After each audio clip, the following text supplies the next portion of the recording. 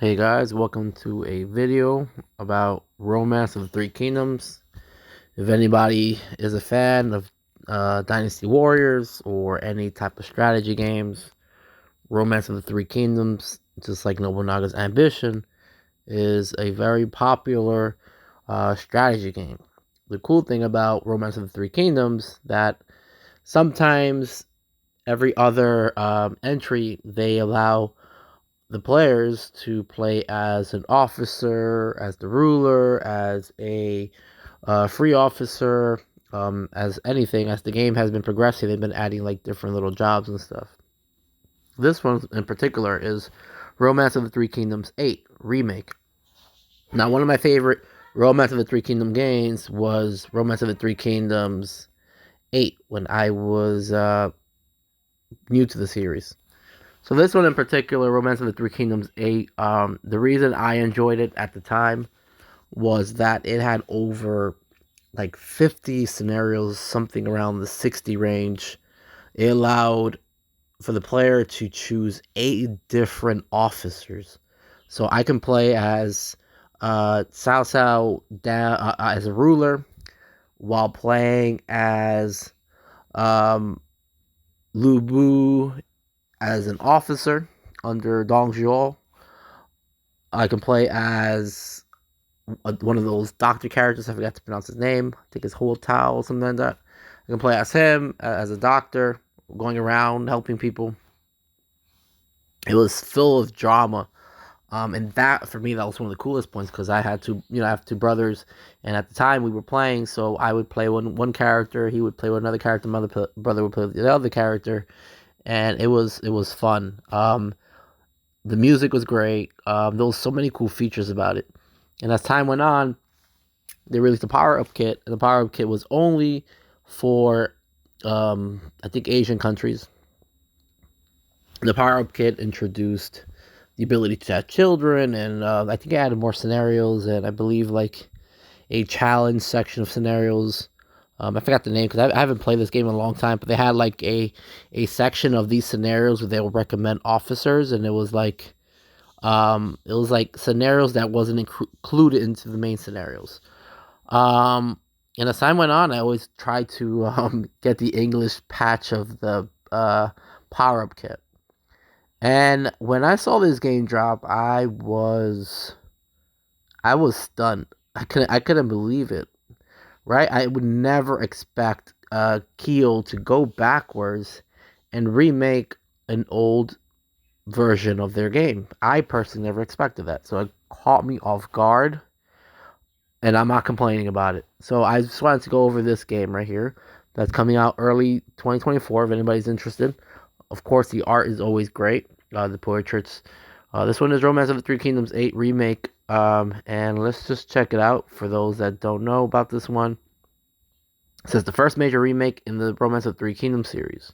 So this is true. Like I stated before, this is their first ever remake. They've never gone backwards and remade one of their Romance of the Three Kingdoms, Romance of the Three Kingdoms series. So over here it says the greatest officer drama in the Romance of the Three Kingdoms series arrives, featuring the largest number of officers and scenarios to date. Enjoy a world where all playable officers can become the protagonists, form bonds, and evolve their relationships in Romance of the Three Kingdoms VIII Remake. Like I stated before, guys, this game has so many scenarios. That was my selling point at the time. That was one of my favorite things. I love the scenarios. Like as you go down year by year, you just see the change in the map. Like what happens here, what happens there. This character is dead now. There's so many things that happen, and that was always my favorite part. So not to see that as a remake, that's gonna be interesting. So let's keep going. Oh, and another point. It says, as the series went on, Romance of the Three Kingdoms, you can no longer play as the sub characters. And by sub characters, I mean the. Okay, so there are some characters that have like the Master of Healing. I can show you guys if I pull him up. And there's this other guy that's really good at like bringing people back from the dead or something like that. It's like weird, like he knows witchcraft. So it's like some characters in the game that are not playable, like they're just NPCs only. No matter what you do, you cannot play with them. The only 2 games that I recall that you can play as them, or it might be 3, was Romance of the Three Kingdoms 7, 8, and possibly 10. Do not quote me on that one. Let me see if I can look it up real quick. I can show you guys. Okay, so here he is. I don't know if I'm pronouncing his name correct. Probably not. It's Tua. Probably butchered his name. I apologize. So there's a picture of him in the Romance of the Three Kingdoms series. Here's another one. And here's an old, I guess, painting of him, or what I guess they assumed he looked like. This was a famous Chinese physician back in the old days. He's one of those characters where you cannot play as him. I think the other guy's name is something like this. Maybe I'm spelling it wrong. I'm spelling it. Oh, here he is. It was this guy. This is another guy right here. This guy was like a Chinese mystic, some type of guy that could use like weird magic. They say that it was because of him that Sun Tzu got cursed and died. You guys probably know if you played Dynasty Warrior. You've seen him because that's what he looks like in Dynasty Warriors. Let's see what he looks like in Romance of the Three Kingdoms.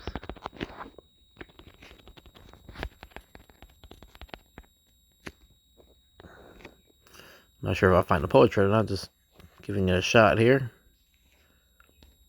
Nope. Oh, yeah, he looks something like this guy right there in the corner.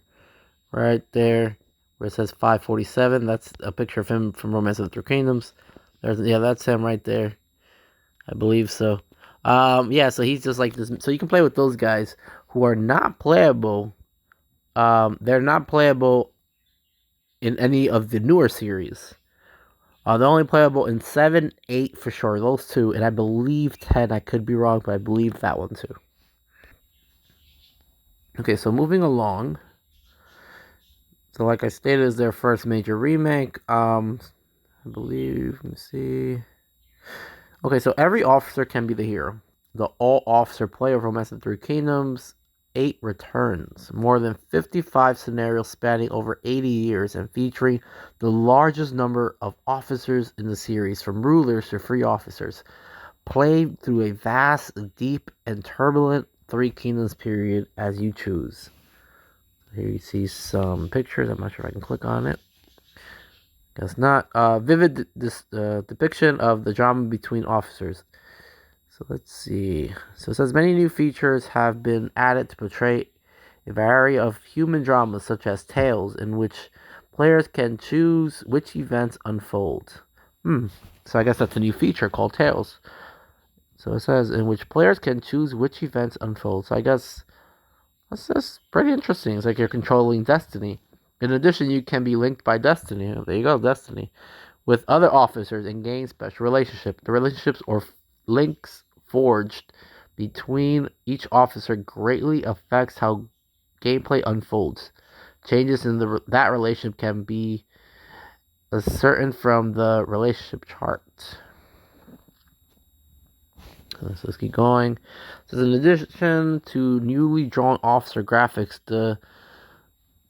they pretty much, because this game used to be 2D, so they took the 2D graphics and they changed it to 3D.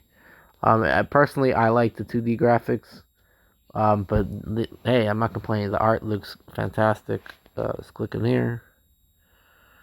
Looks like there's more information here. So more than 1,000 officers. So the number of officers is greatly increased from approximately 600 in Romance of the Three Kingdoms 8. So back then, the Romance of the Three Kingdoms 8 had 600 officers, and back then we were like, oh my god, it's a lot of officers. But now the new number is 1,000, or more than 1,000. New forces have also been added. So if you're familiar with Romance of the Three Kingdoms 8, there's going to be new forces added, new story directions, and relationship between officers are depicted. So zoom this in. I'm not sure I can zoom this in. No, just blow it up a little bit. We have Gang Ning on top, Hung Guy right next to him. We have Zhou Yun right next to Gang Ning. We have Dao Chang right below Gang Ning. To the right of Dao Chang is Lu Bu. Guan Yu to the right of Lu Bu. We have Ma Chao right next to Guan Yu. Zhang Fei right below Ma Chao. Liu Bei to the left. Zhang Liao to the left, and moving left is Cao Cao, Sun Quan, Sun Quan's sister. Above her is Wan Shao. I'm not sure who the other lady. Oh, I guess those are the two Quan sisters. Um, and then I'm not sure who's the guy with holding his facial hair. Could be Wan. No, I don't think so. I guess that's Gong Zung. No, is that Gong Zung Song? Is that Zhang He? I'm not too sure. We have Sun Se right there, or Sun Sun. Yeah, I don't know everything. I know most of them. Then Sao Ping. That's Then let's click on here. It says the all officer play features allows all officers to be playable, including the rulers who lead the forces, the officers who serve them, and those who are not affiliated with any particular force. So that is one of the coolest things about the game, of course. And here's an awesome picture of the three brothers, Zhang Fei, Liu Bei, and Guan Yu, play through the Three Kingdoms period while deepening relationship through sworn siblings, marriage, and more. Now, what does this mean? Parliament at the Parliament held once every 3 months. Okay, so back then, I believe I haven't played Romance of the Three Kingdoms 8 in such a long time. I want to play it though. I might have to boot up my PS2.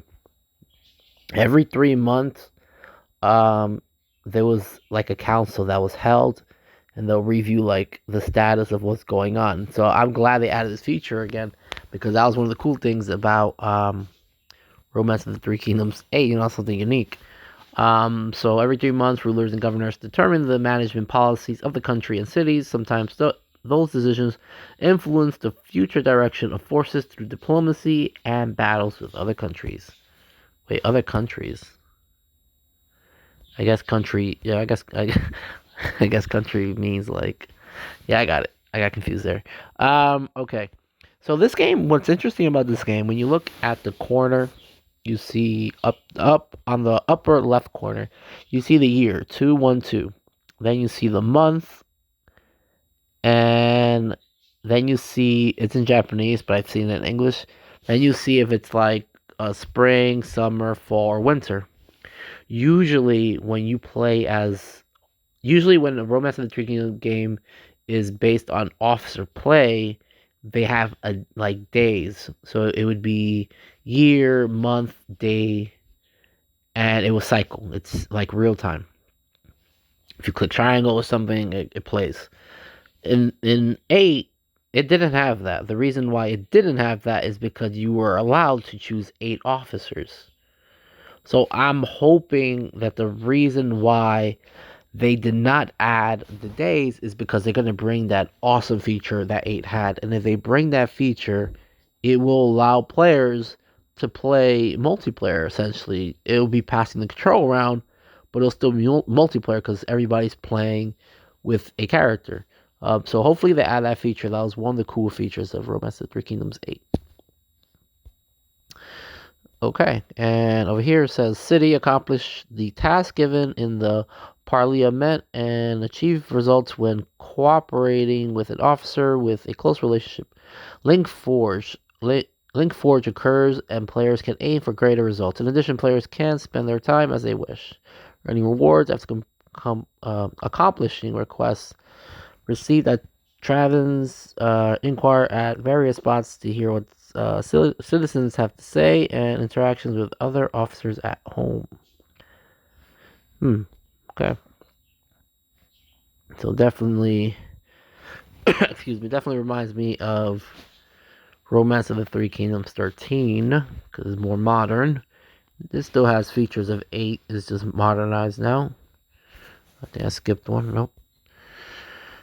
And it says battles. Oh, they have a few pictures here. Let's take a look at them. Got Sima Yi and Zhuge Liang fighting. Then we have a Link Forge here. The turn-based system that allows players to calmly give directions is carried forth. A single map integrates field and siege battles. and the rules, which are easy to play even for beginners, remain, while the balance and tempo of games have been greatly improved. In battle that begins in accordance with the War Council's decision, players can achieve great results through Link Forge with close friends, or close officers. Um, okay, so let's see. So we have new features, tales that enrich relationship between officers. There goes Lubu saying how beautiful to Dao Chang. Apologize. Here, Dongzhuo looks very scary. He says, Lubu, where are you? Lubu, slay that traitor at once. So this is when the assassination of Dongzhuo is going to happen. You can read the title up in the upper left. And that is right after he calls for Lubu to slay the traitor. But instead he gets slayed. And it says, traitor Dongzhuo, the emperor has commanded me to slay you. So Lu Bu, he could have been known as the hero who saved the emperor, or at least attempted to save the emperor, and instead he just, that's not what he's remembered for. In the new feature Tales, which enriches the relationship between officers, players are shown the conditions and results of events. Players can start or avoid events as they like, and it allows them to check what to do next. Use it for guidance and gameplay. So it seems like there might even be fictional outcomes. Fate that binds officers together. The new feature, Destiny, is introduced. The relationship between officers is not only historical depictions, but also more dramatic, as destined partners will change depending on how the gameplay unfolds. I'm not sure what that means, but it sounds interesting because they are showing Sunsei. I like to call him Sunsei. I think that's I don't know how to pronounce it. I don't know if it's Sun or Sunsei. And then we have Show You. So I wonder what that Destiny means. I am interested to know more about it. I really like this relationship chart right here. A lot is happening here. Let's read it. The new feature, relationship chart, clearly displays the relationship and destiny of officers. In addition to sworn siblings and spouses, so you can have more than one wives. That's always great. The relationship chart also allows players to instantly identify officers who are friendly. Players can enjoy a more dramatic life. So I wonder what that all means. But there's a lot happening here, and I'm curious to know what's going on here. Then we have Link's Forge, where drama leads to strategy.